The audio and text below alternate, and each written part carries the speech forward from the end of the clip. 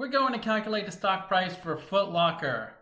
So the first thing we need is the market cap, which is 2.9 billion. And then the stock price is 27.70. Now we know the shares outstanding. It's just a market cap divided by stock price, 105 million shares outstanding. Next, we need free cash flow. And the best way to calculate the stock price for a company is to estimate future free cash flow and then discount those values back to today's dollars. And that's exactly what we're doing in this video. Next, we need net income, which is on the income statement.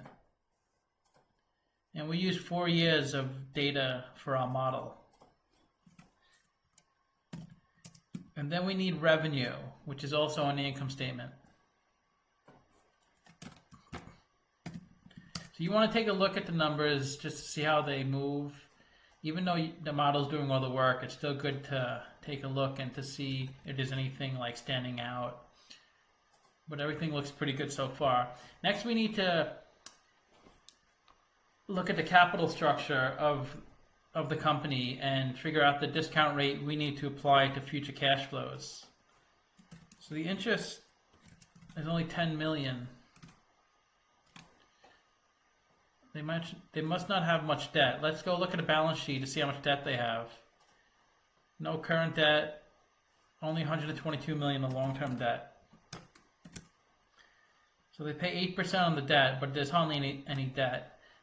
So interest payments are tax deductible. So let's see what their effective tax rate is. So the income before tax is 672 million. The income tax is 181 million. So the effective tax rate is 27%. So the cost of the debt is 6%.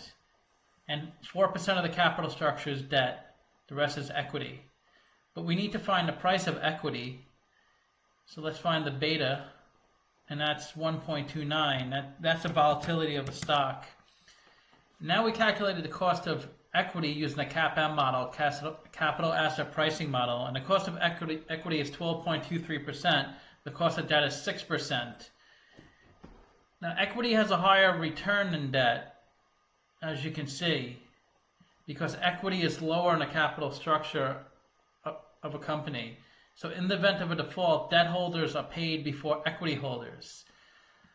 So equity is more risky, that's why you get a higher return, and debt is less risky, so you get a lower return. And to calculate the WACC, you have to combine the debt and the equity, and you get 11.98%. That's your weighted average cost of capital, and that's the discount rate we're going to use on the future free cash flows. So we estimated 4 years of cash flows in the model. Then we did a terminal value, which is all the years beyond year 4.